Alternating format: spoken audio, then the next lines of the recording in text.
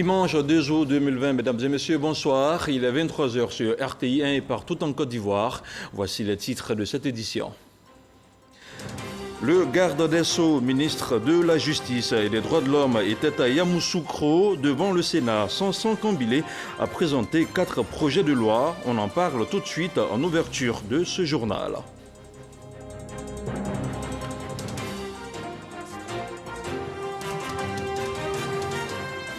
Et c'est officiel, après plus de 5 mois d'interruption, les bars et autres espaces de divertissement du Grand Abidjan peuvent ouvrir leurs portes.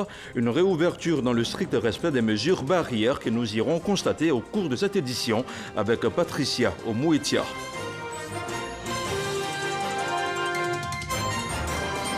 En Inde, une vague d'intoxication à l'alcool frélatée fait de nombreux morts. Dans l'état du Punjab, au moins 86 personnes ont déjà trouvé la mort. La police mène d'importants raids et arrestations pour tenter de limiter la tragédie.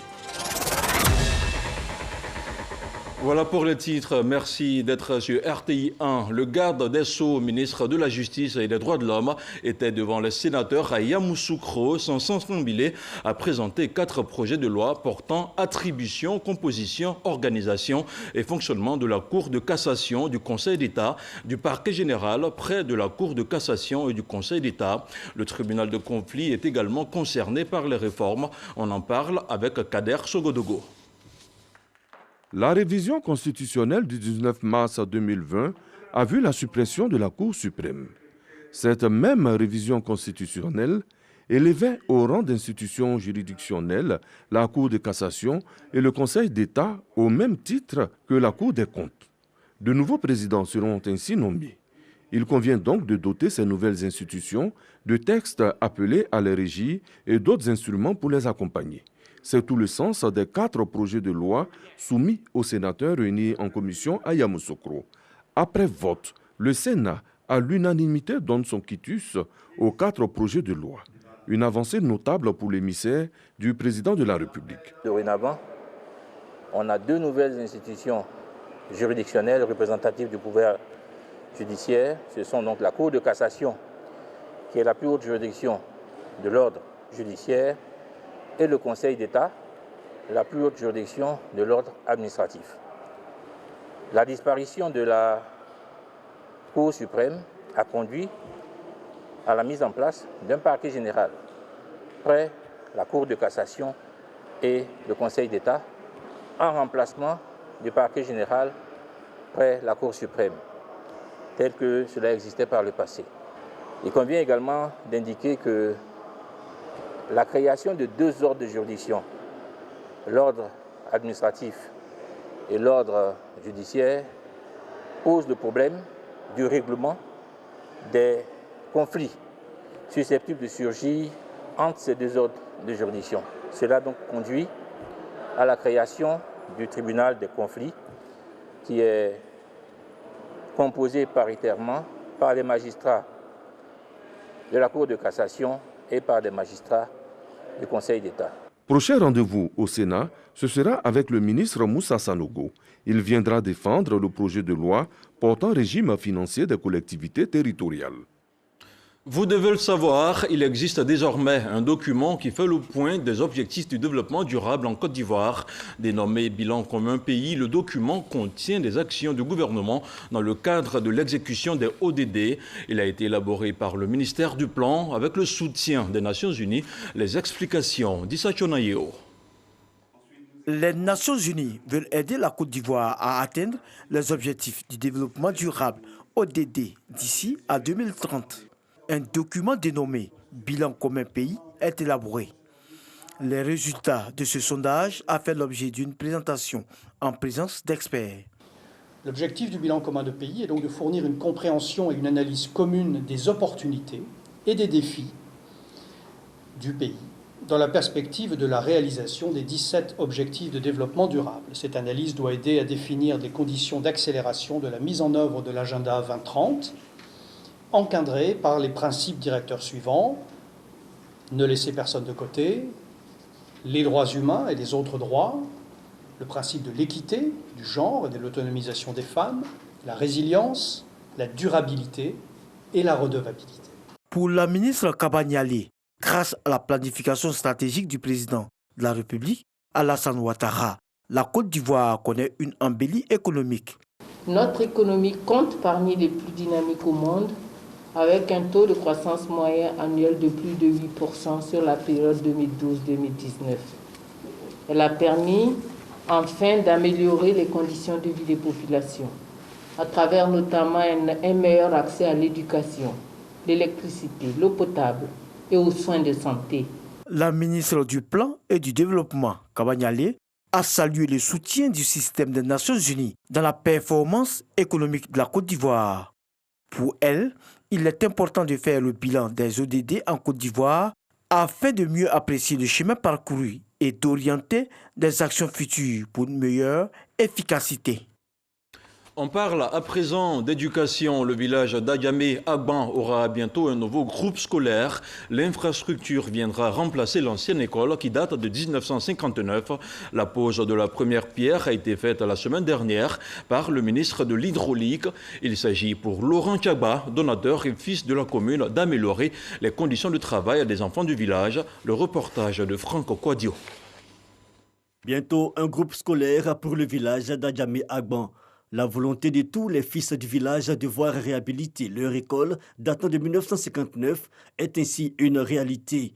Et c'est l'un des leurs, Laurent Tchagba, également ministre de l'Hydraulique, qui est à l'initiative de la construction de ce groupe scolaire, lui-même d'ailleurs ancien élève de cette école. Je viens le réaliser avec tout l'amour et la volonté de servir mon village. Pour que mon village soit honoré, pour que quand on rentre dans ce village, on ne voit pas une école délabrée, mais une école qui est construite, qui permet aux enfants d'avoir toutes les commodités pour aller à l'école. Un groupe scolaire de 3 écoles construites chacune en R+1, une maternelle et une cantine scolaire sur une superficie de 6145 m², d'un coût global de plus de 429 millions de francs CFA. Acteurs et partenaires de l'école apprécient. Vraiment, c'était difficile.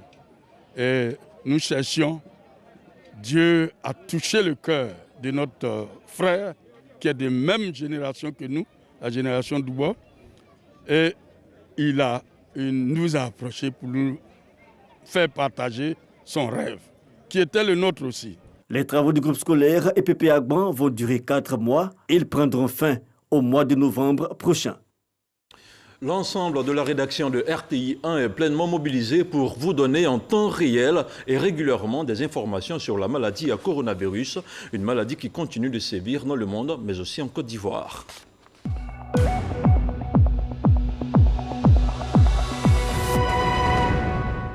À présent, le point de la situation de la Covid-19 au 2 août 2020. Le ministère de la Santé et de l'Hygiène publique a enregistré ce dimanche 73 nouveaux cas de Covid-19 sur 1102 échantillons prélevés, soit 6,6% de cas positifs, 51 guéris et 0 décès.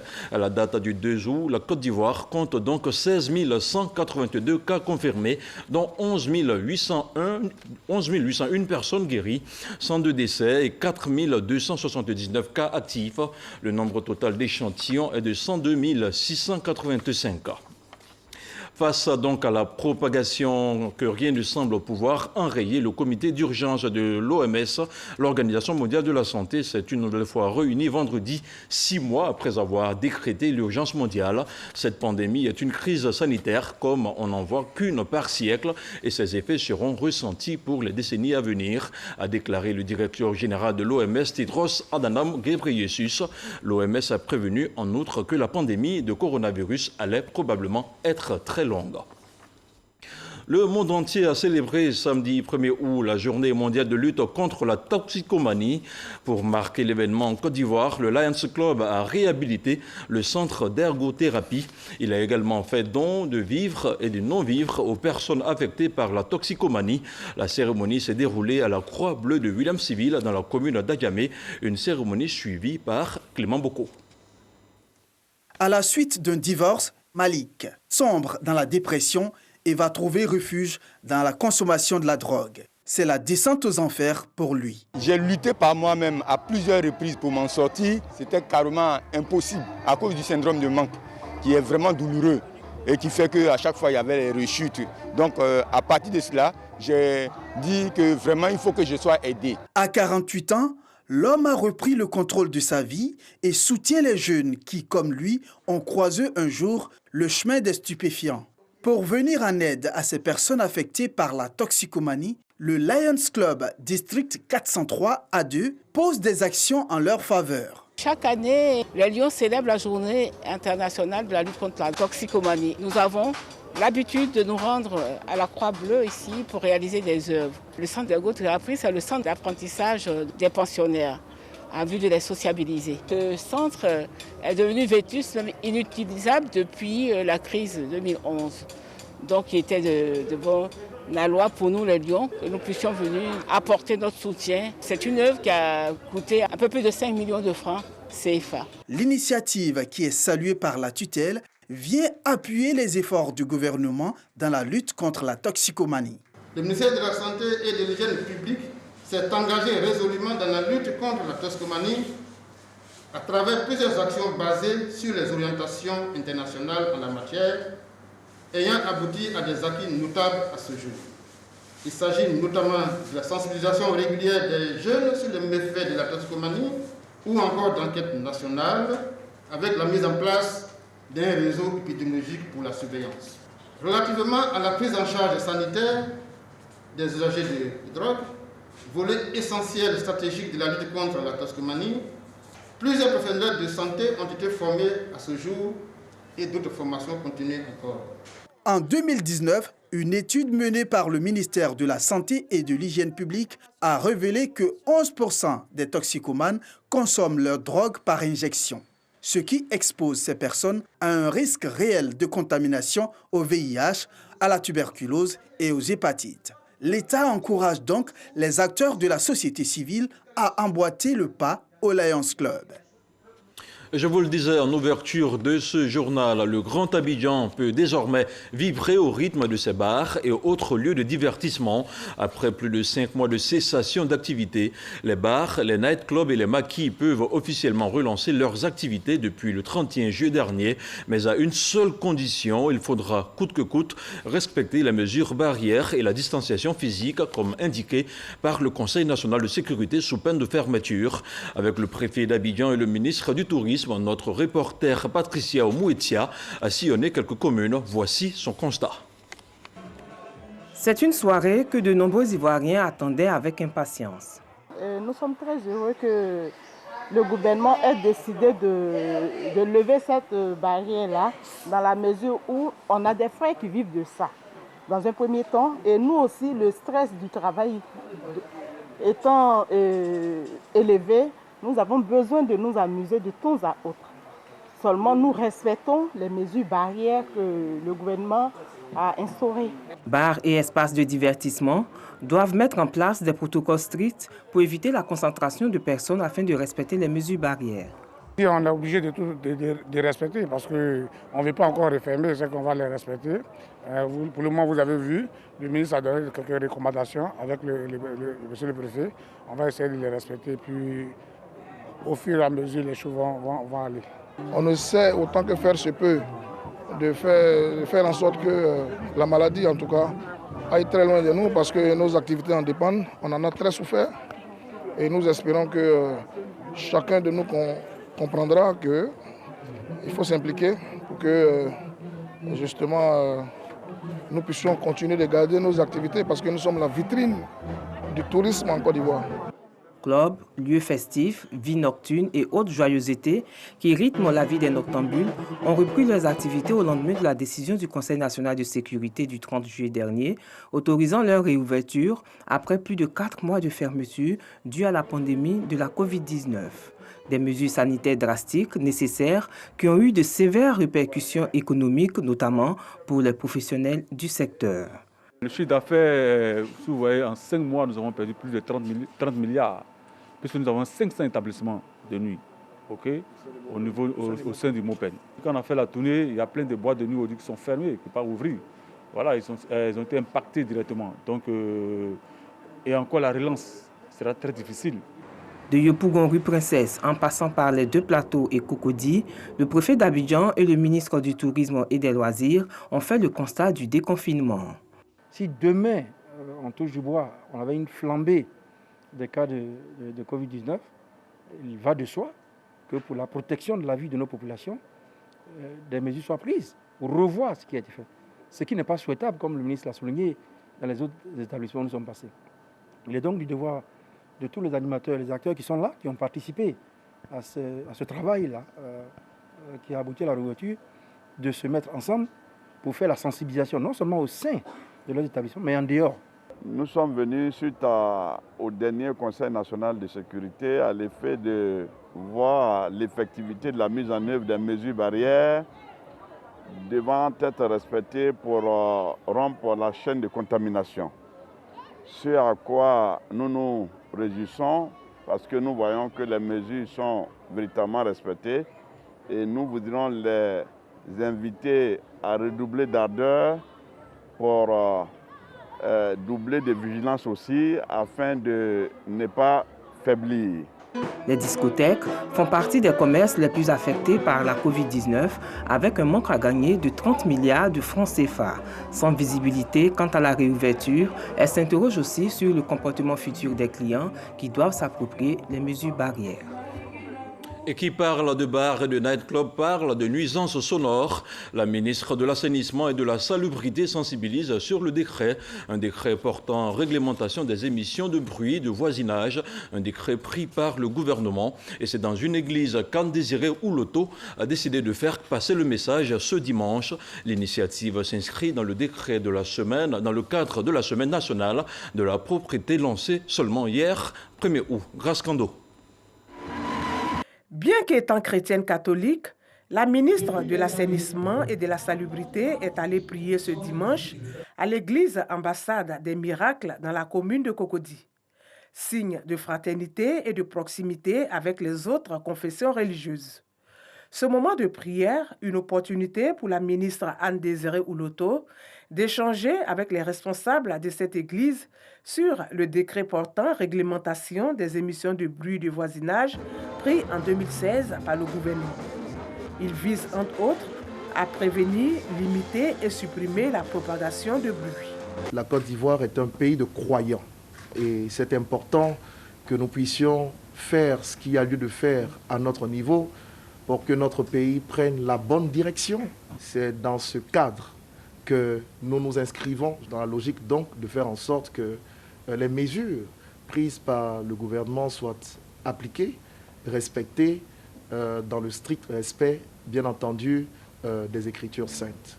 J'ai désormais auprès du bishop un partenaire, un allié, pour accompagner le gouvernement dans notre souci de faire accepter ce décret et de faire en sorte que nous puissions mieux vivre ensemble, chacun en apportant sa contribution. Et avec nous, le bishop compte faire en sorte que le voisinage également soit sensibilisé à l'existence de ce décret. Avant l'église ambassade des miracles, plusieurs autres lieux de prière et de divertissement ont aussi reçu la visite de la ministre Anne-Désirée Ouloto. Objectif, les sensibiliser sur les émissions de bruit de voisinage. Le non-respect de cette réglementation expose les contrevenants aux peines prévues par le Code pénal et celui de l'environnement.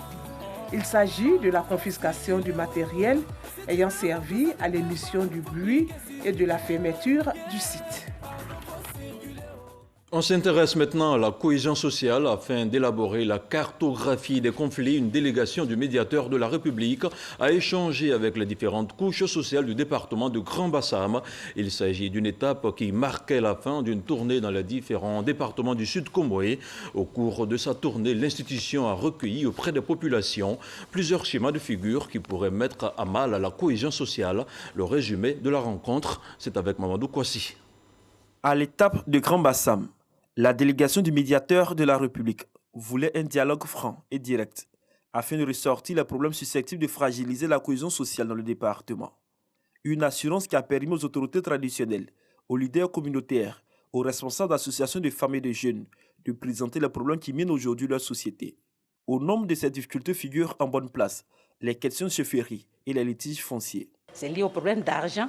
Sinon, normalement, dans nos traditions, on sait comment on devient roi. On sait comment on peut choisir un chef. Il y a 2 ou 3 chefs dans tous les villages. Et donc, c'est des problèmes énormes. Et je pense que le médiateur doit prendre ses responsabilités. Le problème le plus récurrent, c'est le problème entre Abouré et Nzima. Bon, c'est pour le problème d'antériorité de l'arrivée des personnes sur le site. Ce qui fait qu'il y a toujours un petit machin de friction entre les 2 peuples. Il s'agit pour le médiateur de la République de sensibiliser la population sur le maintien du climat social apaisé à l'orée de la période électorale. C'est pourquoi Sorodo et sa délégation signifient aux populations que ces problèmes présentés feront l'objet d'une cartographie des conflits du département du Grand Bassam. Ravi parce que les populations nous ont écoutés. Et pas seulement nous ont écoutés, elles ont parlé avec leur cœur pour présenter leurs préoccupations que nous allons, comme il le dit, faire la cartographie des conflits qui vont permettre aux médiateurs de la République de mieux élaborer une stratégie d'approche de gestion de ces conflits. Mais déjà, un comité local de médiation sera mis en place afin de recueillir au quotidien les différentes préoccupations des populations. Des préoccupations qui seront prises en compte au cours de la grande rencontre de Yamoussoukro prévue pour le 29 août prochain. Le médiateur va parler aux populations, leur parler de paix, leur parler de vivre ensemble dans la quiétude, dans la fraternité. Il faut rappeler qu'avant l'étape du Grand Bassam, la délégation du médiateur de la République a sillonné tous les chefs du département, la région de Sud-Komoué, avec pour objectif principal l'élaboration d'une cartographie des conflits de la région. Le PNUD veut apporter son appui technique au Conseil constitutionnel pour améliorer ses performances en ce qui concerne le parrainage électoral. Son président Mamadou Koné a reçu en audience la représentante au pays du programme onusien en Côte d'Ivoire. Au cœur des échanges, la présidentielle de 2020, l'éclairage de Gabriel Zani. Un appui technique pour veiller au contrôle du processus électoral de la présidentielle d'octobre prochain. Voilà le contenu de la visite de travail rendue par la représentante pays du Programme des Nations Unies pour le développement PNUD au Conseil constitutionnel. Le Conseil constitutionnel a des attributions de juge des élections. Donc il était important pour nous de voir dans quelle mesure nous pouvons soutenir le Conseil constitutionnel et nous assurer qu'ils ont les moyens nécessaires pour pouvoir mener à bien leurs attributions. Cette aide au profit du Conseil constitutionnel consiste à améliorer le système électoral. En matière d'élection présidentielle en Côte d'Ivoire, le Conseil constitutionnel statue sur la recevabilité des dossiers des candidats, des contestations et proclame les résultats définitifs. Cette année, avec le système de parrainage, l'institution aura beaucoup à faire. Le Conseil nous a fait part de ses besoins en informatique pour pouvoir gérer le mécanisme de parrainage qui est une nouveauté dans le paysage électoral ivoirien. Donc nous allons voir ce qu'on peut faire dans le cadre du projet d'assistance. Il y a également tout le volet formation et sensibilisation que nous voulons appuyer pour nous assurer que tout le monde comprenne le rôle du Conseil constitutionnel. Le projet d'assistance électorale du PNUD permet d'évaluer les besoins dans la perspective de relever durablement le défi de la consolidation de la paix dans le pays. Et on reste dans le ton des élections, le contentieux électoral, l'étape qui succède à la révision de la liste électorale et à son affichage était au cœur du magazine du dimanche, une édition hebdomadaire au cours de laquelle Hamza Diaby recevait comme invité Maître Yapobi Keti, avocate, commissaire central et porte-parole adjoint de la CEI. Voici un extrait de leur entretien. Après la révision de la liste électorale, nous passons à la phase du contentieux électoral. Oui. Donc, qui est précédé de l'affichage. Qui est précédé de l'affichage. Et je dois vous dire que l'affichage a commencé depuis hier. Hier. Et il va, oui, hier 1er août, pour s'étendre jusqu'au 5 août. Ensuite, le 5 août, vont démarrer les réclamations. Ça veut dire tout simplement qu'une fois les listes affichées, les listes provisoires affichées, les électeurs qui ont des réclamations à faire sur cette liste pourront venir dans les commissions locales pour porter leurs réclamations. Justement, quels sont les types de contentieux électoral? Le contentieux électoral est sur quoi peuvent porter ces réclamations? Il est de 3 ordres. Il peut être sur l'inscription, sur la liste électorale, c'est-à-dire que l'électeur a été omis de la liste électorale, tout simplement. Et il vient pour faire savoir qu'il remplissait toutes les conditions pour être inscrit sur cette liste et qu'il ne comprend pas pourquoi il est omis. Donc, il vient avec ses justificatifs et la CEI examine sa requête et il fait droit, bien évidemment, si les justificatifs sont là. Ensuite, la réclamation peut porter sur les inscriptions qui ont été faites. Les inscriptions en elles-mêmes existent, c'est-à-dire que l'électeur figure sur la liste, mais les données personnelles ne sont pas exactes. Il peut y avoir des erreurs sur le nom, par exemple, sur la date de naissance, sur le lieu de vote, auquel cas l'électeur vient porter sa réclamation pour que cela soit rectifié. Et puis, enfin, le troisième type de réclamation peut porter sur les radiations de la liste électorale. Ça veut dire tout simplement qu'un électeur peut venir porter une réclamation sur l'inscription qui a été faite d'un électeur, un autre électeur, en considérant qu'il n'avait pas le droit d'y être, pour des raisons diverses, soit tenant à la nationalité ou à l'âge, etc., etc. C'était dans l'air. Depuis hier samedi, l'URD, l'Union républicaine pour la démocratie, a choisi son candidat pour l'élection présidentielle d'octobre prochain. Il s'agit de Daniel Boni-Claverie, l'ancienne ministre de la Communication, aujourd'hui âgée de 78 ans, se dit prête à incarner le changement en Côte d'Ivoire. Le compte-rendu d'Éric Goré. En toute simplicité, mais avec solennité, je réponds à votre sollicitation et je me déclare candidate à l'élection présidentielle. C'est décidé. Daniel Boni-Claverie est dans la course pour la présidentielle d'octobre. Une déclaration faite lors du premier congrès ordinaire du parti. Ce congrès de l'Union républicaine pour la démocratie URD a permis aux militants de renouveler leur confiance en celle qui a créé ce parti en 2006. L'annonce de sa candidature à l'élection d'octobre prochain s'est faite en présence des représentants des partis d'opposition. Une candidature motivée par l'aspiration à un changement en Côte d'Ivoire, selon ses propres termes. Je défendrai avec fierté les couleurs de l'URD. Je ne saurais me dérober. Vous pouvez compter, chers congressistes, sur moi. La présidente de l'URD entend œuvrer à la réconciliation de tous les Ivoiriens. Présidentielle 2020 toujours, l'UDPCI, l'Union pour la démocratie et la paix en Côte d'Ivoire, va présenter un candidat en octobre prochain. Et sans surprise, c'est Albert Mabry-Touakeus qui va défendre les couleurs du parti. Le patron du parti Arc-en-Ciel a annoncé sa candidature aux sorties du bureau politique ordinaire qui s'est déroulé ce dimanche. L'opération Une femme, 5 voix vient d'être lancée dans le Nzi. C'est une initiative des femmes du RHDP de la région qui s'engage à contribuer fortement à la victoire du candidat du RHDP à l'élection présidentielle. Des femmes qui bénéficient du soutien du professeur Ramata Libakayoko. Moussa Konaté. Une femme, 5 voix. C'est l'opération lancée par la coordination RHDP de la région du Nzi. L'opération avait permis l'enrôlement de plusieurs personnes en âge de voter.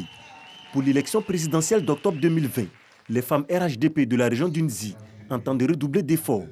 Face à Ramata Libakayoko, coordonnatrice RHDP de la région du Nzi, elles promettent parcourir les villes et villages de la région afin de ratisser large pour le candidat du RHDP et lui garantir la victoire.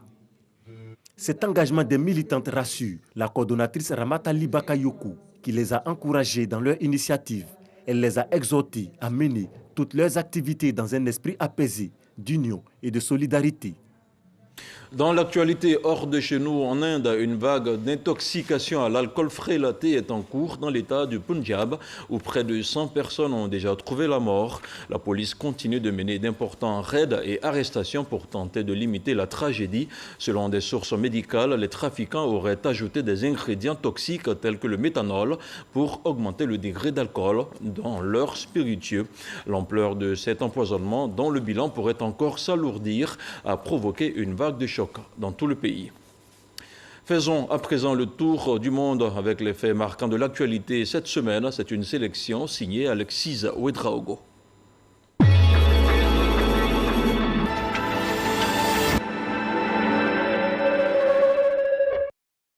Les États-Unis ont enregistré lundi un peu plus de 57 000 nouveaux cas de contamination en 24 heures. Le nombre total de Covid-19 dans le pays est passé à 4,28 millions avec quelques 147 500 morts. L'Organisation mondiale du tourisme a révélé mardi que la Covid-19 a provoqué plus de 320 milliards de dollars de pertes pour le tourisme mondial entre janvier et mai 2020. Selon l'IATA, le trafic aérien mondial ne retrouvera pas son niveau d'avant-crise avant 2024. L'Arabie saoudite a accueilli mercredi le grand pèlerinage musulman à la Mecque avec un nombre de fidèles réduit. Seuls 10 000 Saoudiens et résidents étrangers du royaume ont été autorisés à effectuer le Hajj. Donald Trump a évoqué jeudi l'éventualité d'un report de l'élection présidentielle prévue le 3 novembre aux États-Unis en renouvelant sa crainte d'une fraude dans les votes par correspondance. Les démocrates disent déjà se préparer au scénario qui verrait leur adversaire républicain contester les résultats, exiger de nouveaux comptages de voix. La chef de l'exécutif hongkongais Carrie Lam a annoncé vendredi le report des législatives prévues pour septembre prochain en raison de la hausse des cas de Covid, une décision qui risque d'alimenter la colère du camp pro-démocrate. Le Mexique a recensé samedi un record de contamination avec 9 556 nouveaux cas enregistrés en 24 heures. L'Afrique du Sud, le pays du continent africain le plus touché par la maladie, a lui franchi la barre du demi-million de personnes contaminées. Les premiers astronautes à avoir atteint la Station spatiale internationale à bord d'un appareil américain en presque 10 ans ont entamé samedi leur retour sur Terre. L'amérissage est prévu dimanche à 18h41 GMT dans le golfe du Mexique. L'opération reste délicate même si l'an dernier, la capsule Dragon a accompli cette mission à vide et sans incident.